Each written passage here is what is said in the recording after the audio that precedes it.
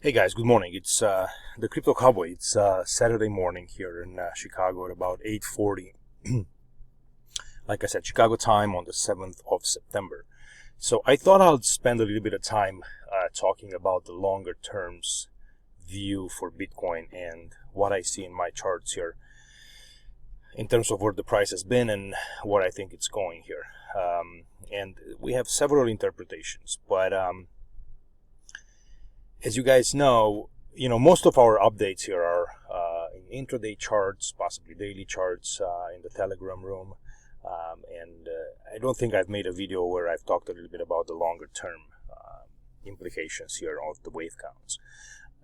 I've spent a little bit of time just kind of looking at it, and I came up with about three interpretations for what's going on here. In this one, if we start from the beginning, right, this is how far my data goes back, and it's about whatever Bitcoin was, 4 cents, 3 cents. I'm sure it was lower than that at some point. But so here's the interpretation. In this wave count, if you go and, if you start back here, you can count this wave up here as a first wave, right? So you go in a 1, 2, nice pullback here in a wave 2. And you can see by the rules of the alternation, this wave 4 here is a triangle. So you can go 1, 2, 3, smaller wave 4, and a final push up in 5 to complete a wave 1. And this kind of got us all the way to about $12,000, right? Then you've had a big drop in Bitcoin here to about $93, and then you went up in this wave B, and then let's say you came down in C. So you've made a flat here, and then you came into wave 2. So you go 1, 2, and now you have this rise up here, right? Which was, the bull market that started in 2015, and went all the way up to the end of that December 2017. Right? I think this is the one where most of the people, and the crowds kind of got in and tried to enjoy the rise, and when media was going kind of crazy. So this was, let's say, a third wave. Based on this wave count, you have a 1, you have a 2, and then you go and you have first one up, 2, a longer wave 3 up here, some sort of a wave 4 down here. If I go to a lower time frame, probably to a week, we'll see it a little bit better. But I just want to keep the major view in place. So you go 1, 2, 3, 4, and 5. Clearly a big impulsive wave to the upside. So you have a 1, 2, and then you have a wave 3. And now we did a wave 4, completion of a wave 4 in December of 2018. So this was an A, triangle, B, and a drop in C. Okay. From then, we've enjoyed a nice rise up into this wave down here. And this is where we are right now, right? We trying to see what's going to happen here and, what are the implications of this.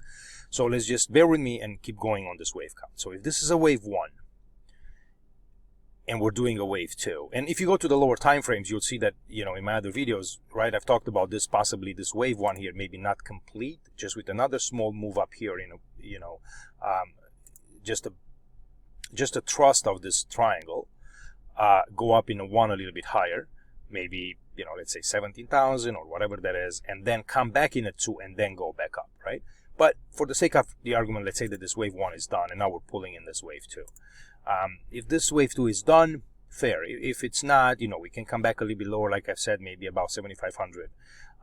And then we have to start enjoying a nice move up into this wave 3, and this is kind of what we're waiting for. Now, if you look at the minimum projection here between wave 3 and wave 1, these waves would reach equality at about $32,396. Let's call it $32,400. At a minimum, if this move starts to develop, this wave 3 will equal wave 1 at that price. An even higher target for a wave 3 and an ideal target for a wave 3, it's 161.8 projection, multiple of wave 1, and that's at about 80,485, right? So you're looking at these numbers and you say they're scary, but some people might think that it's quite impossible to reach that high, but just based on this count, obviously you got to be on a log scale because of the, the size of the move, and the percentage that Bitcoin made in such a short amount of time, you have to use log scale. And I'm sorry, just going up here, this doesn't seem, so far-fetched if you look at the, at the chart. So 100% at 32,400, and then 161% at about 80,000, right? Anywhere in between these two, it's fine. Sometimes markets can extend and go even higher. So let's say that we're doing a 1, 2, 3, pull back in a 4, and then go up in a 5. This wave 5 blue, it's interesting because if you look at the size of this wave 1, and then you look at the size of this wave 3, if this wave 5 extends, it will be longer than wave 3, right? And then your wave 3 will be the shortest wave, which in the Elliott wave world, it's not allowed. You can have the third wave be the shortest wave in an impulse move. So this wave 5 will have to stay below 100% of wave 3 to be considered a wave 5. So 100% of this wave 5 equality with wave 3 comes in at about 400,000 for 10. All right, that would be where wave 5 would be equal with wave 3. All right, so I've run you through this scenario, something interesting, right? Just kind of look at it. And now let's see what happens if this wave 3 that I have in this count, it's not a 3. What if this wave, it's a 5? Okay, what if we're done and this wave is a 5 and we're coming down? So let's look at that count. All right, I'm going to try to squeeze this in. Oh, I should just leave it like that. That's fine. So if you go here, right, instead of this being, you have a wave 1. So remember, back here, this was part of this move, 1, 2, 3, 4, 5 as a wave 1. Up here, you have 1, 2, 3, 4, and 5. I'm going to delete this up here, right? Let's make this a wave 1, okay? This is a wave 2. And then you have wave 3, wave 4, and wave 5. Let's see. I just want to do something here. I want to make sure that this wave 3, it's not the shortest wave. And I don't think it is because it's bigger than wave 1, just by the look of it here. And we can do, let's see if we do a ratio analysis 3v1. 100% is here at about 2,116. You know what? It could be shorter. Let me see here. So you go, because I don't know exactly where this wave 1 starts, but let's just forget about it right now and then just look at it just in terms of overall analysis. And just go, let's just go like that. Let's go 1, 2, and then you have a 1, 2, 3 triangle, 4, and 5. And this whole move here, it's a third wave. Okay, so you have 1, 2, 3. And now you're doing this big triangle in a fourth wave, where you have A, B, C, D, E, right, as a fourth wave.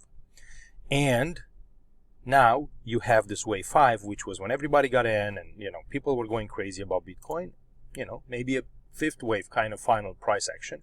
And you go in a 1, 2, 3, 4, and 5, and you're done. Now, here is the problem with that.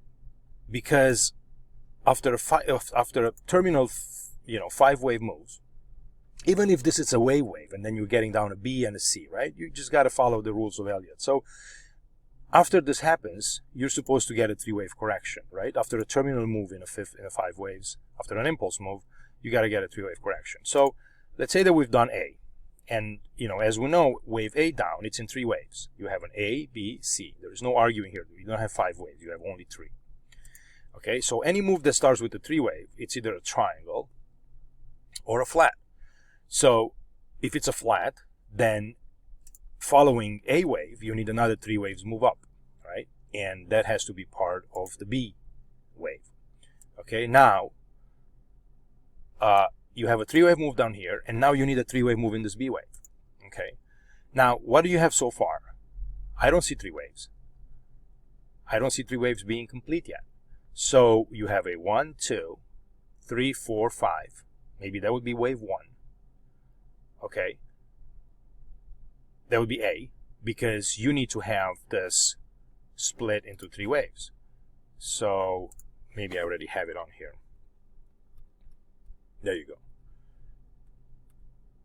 All right, let's just go like that, right? So you have you're still in the middle of this wave A. Let's say that will complete it, just a thrust up here. Then you got to drop down in B and then do a C. So either you're going to do, a regular flat where you're not taking out the highs, but that would mean an extremely short wave C. Not illegal, but it would have to be extremely short. Or you would have to do a move into the 127 projection of wave A to have wave B versus this wave A here, right? To be considered either a running flat or an expanded flat. So that still means that you have to move higher towards 32,000. This is where you would have 127% multiple of this wave A for a B. And then you drop down in C, crushing, but you will need a 5-wave move down in this wave to complete a flat pattern.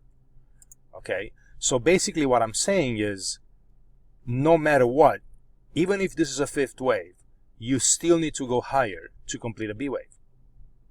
Being at the highs here, if this wave B comes a little bit lower, right, you have A, let's say that wave is about up here, you have a drop down big in a wave B, and then you can have probably a somewhat proportionate wave C going up to complete a flat. And then, near the highs, or if you go higher, like I said, you can go down up to 32,000 and then come back down. So this is something to monitor in case this is a correction in a flat. All right. Now I have another scenario where we go, and this is the most bullish one. And you can call me crazy, but I have to put it up there because it's possible, where you have basically a 1-2-1-2. Okay, so same implications here, right? You have a wave 1 up, 1, 2, 3, triangle 4, 5 in wave 1. You have an ABC in 2. You've done another wave 1 up, right? The crazy wave run. And I can go to a 2-week chart here. Okay, so this whole wave is 1, 2, and now you're doing this 3rd wave, which subdivides into a 1, 2, and now you're in the middle of this wave 3. Now, just for equality, and this is where it gets kind of crazy, right? Just for equality between wave 3 green and 1 green here, you're looking at about 409,194 for a wave 3, right? And this, it's in the middle of subdividing, right? You go 1, 2, and now you're doing this wave 1, 2 again, or maybe this is 1, we're doing 2, and then we're embarking into this wave 3 up large, 4 and 5 to complete the 3, 4 and 5 to complete larger 3. All right, so these are the several interpretations that I have so far. And what's interesting is that all of them point to the top side, because even if you have a completed 5-wave move, right, you still need to get up higher here, and then drop lower into this wave C. So, and then what? Because if this is a 5-wave move and it's an A, or a 1 of a larger 1, and you're doing a wave 2 here, then you're still embarking, but that means that you still have to go through some pain, maybe through 2022, 2023, where Bitcoin drops to 1,500 in a wave C. And then you embark in a new bull market that will take you way, way, way higher. So I guess, for the bears, this will be the most favorable one where, you would still enjoy a run down before you move back up higher. But longer term, the implications are still on higher for Bitcoin. Okay, so if we are crossing this levels up here, 32,000, with conviction, then that we're embarking in one of these 2 waves, either this one or this one. All right, so I thought I'd spend a little bit of time just talking about the longer term views on Bitcoin. And if you guys have comments and suggestions and different other charts, just leave them into post them into the room. What I was going to say, because I'm actually putting this this video up on YouTube, come and visit us into our Telegram room where you can share charts and talk, and we have more intraday updates for everything that's going on. If you enjoyed these videos, just leave some thumbs up, and like I said, leave your comments below and come visit us. I hope this helps, and I'll talk to you guys soon. Thank you.